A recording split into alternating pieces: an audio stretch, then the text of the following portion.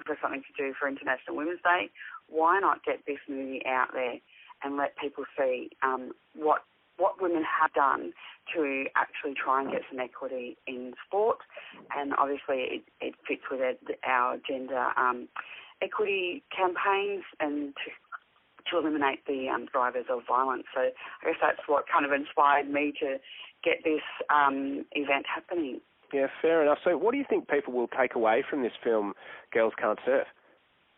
Well, I hope that women will be certainly inspired to, again, challenge some of the gender inequities that are in our sports or in our community as a whole. And I hope that men will also be inspired to support women in trying to gain some equity in our communities as well. Yeah, and this year's theme is Choose to Challenge.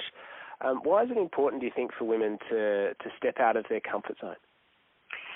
Well, I think it's both for both men and women. It's really important. I think this theme really encourages people to actually look at what is going on within the community, to actually try and advocate for change, to call out where there's something that doesn't seem to be quite right in whatever it might be. So in sports, for example, I mean, a lot of us do spend time playing some type of sport. And so I think it's really important that this theme encourages people to actively do something to make change. Yeah, well, talking about actively doing something to make change, let's bring Tams Hez into the conversation. She's just finished, talking about women in surf culture. She's just finished painting a huge kind of a surf rescue Malibu that has been provided by the Woodside Surf Life Saving Club. G'day, Tams. Hey, how you doing? Yeah, very well. Tell us about this project. What have you been up to? I come on board a little bit late in the whole project, but very excited to be a part of it all. But once I watched the trailer of the documentary, I sort of visualized a story to represent what the movie was about. So from the documentary trailer, I come up with a story to then inspire me to create the rest of the board.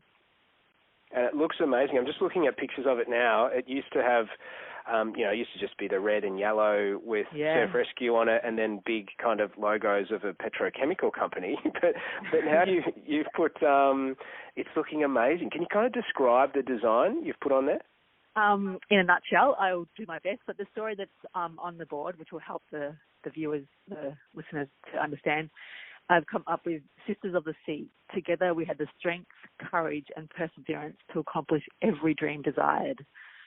And with that, I've created a Soul Stories creature, which are normally unisex, but I've drawn it in a more feminine way where the hair and the body sort of naturally curves into the waves to represent the ocean. And throughout the body, I've drawn these kind of little hearts, which each have a nail hammered into the center of it, which, again, that represents all these women surfers that have been sort of bonded together by this string that surrounds every nail inside the body in a good way, but also in a way where the string is tying them down, tying their voices, tying them away from the what they're fighting for a sport back in the 80s, which they want to try and change. And then at the center of the heart area, there's an opening where the hearts are all releasing and coming out, which again represents the female surfers being successful of coming together, fighting for their sport, fighting for their passion, their equality, and releasing out into the universe to connect with other female surfers and each other to basically share their stories and encourage others to fight for what you believe in and fight for your passion and your sport. And yes, that's so generous of you, because often, when you ask an artist to explain their art or talk about their art, sometimes, and it's well within their rights to say this, they just say, look, my art speaks for itself. But you were so generous in explaining that to us, so thank you very much. But are you ever going to surf this board, or is this decorative now? Well, now that it's got a few nails coming out of out of it, might be a little bit tricky. Yeah, there's a bit of drag there. It looks great, though. It does. But, Bianca, just hearing Tams there speak about how her artwork kind of represents what has happened in women's surfing, we should talk about Pauline Mensah, who is a bit of a forgotten world surfing champion. She was world surfing champion 1993, and just over the weekend there was a GoFundMe campaign that had a target of $25,000. They wanted to raise $25,000 to donate to her as prize money, because she didn't really get any prize money when she was world champion. So, and they've actually gone on to raise $36,000 to donate to her, because she's living a pretty humble life north of Byron, driving school buses. How good is that to hear?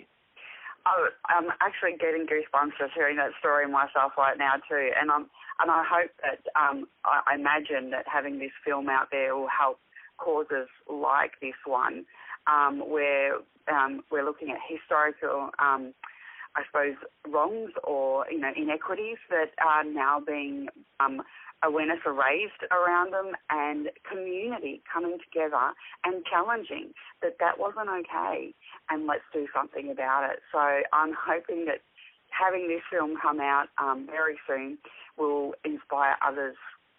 Yeah, and this, Pauline's story is pretty inspiring, because she wasn't really able to, and lots of female surfers weren't really able to attract sponsors. She only got, when she won the World Champs in 93, she just got a broken trophy, and that's it, just a broken trophy. And then since then, she's had to live with rheumatoid arthritis and a rare autoimmune disease as well. So people are just kind of banding together to donate to her, because some people say, look, the World Surfing Tour for women wouldn't be where it is today without Pauline. So that's it's important to... Absolutely, and I think that the film highlights that it wouldn't be where it is today if it wasn't for the women that are being highlighted in this film, and others as well. Now, Tams, can people come and see your board somewhere? Where is it? I'm dropping it off actually tomorrow to Bianca, and I believe we'll be heading to Wonthaggi first. Is it Tuesday? Tuesday the 9th. Tuesday the 9th, that's right. So as a part of our International Women's Day event, we're not just screening the film, we're actually showcasing around about 15 boards.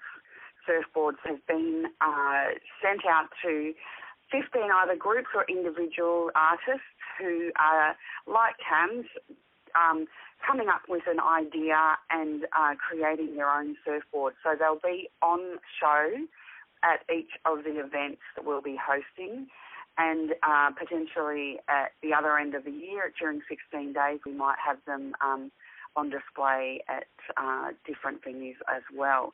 So they will be, they'll be out there. Very good. So with that first one in Wonthaggi, what are the details for that one? Okay, so the Wonthaggi screening will be at the Union Community Arts Centre on Tuesday the 9th of March at 7 p.m, and tickets can be purchased from the Wonthaggi Arts Centre website. We then go to Morwell at Village Cinema Morwell's on Wednesday the 10th of March at 7 p.m, and if you go to Eventbrite, you can get tickets there. And then on the 11th of March, Thursday the 11th of March at 6:30, they'll be at the Sun Cinema Bairnsdale. So we will be preview screening, so it's just before the actual release of the film, and each of the venues will showcase those boards. Well, it's like a ripper of a film, and fantastic artwork as well. Look, thank you so much to you, Tams, and to you, Bianca. Thanks for your time. Thank you for your time. Bianca Pizzuto from the Gippsland Centre Against Sexual Assault, and Tams Hez, who is an artist and has taken what was a pretty kind of, it was an old, a bit of a rundown surf rescue board, and turned it into a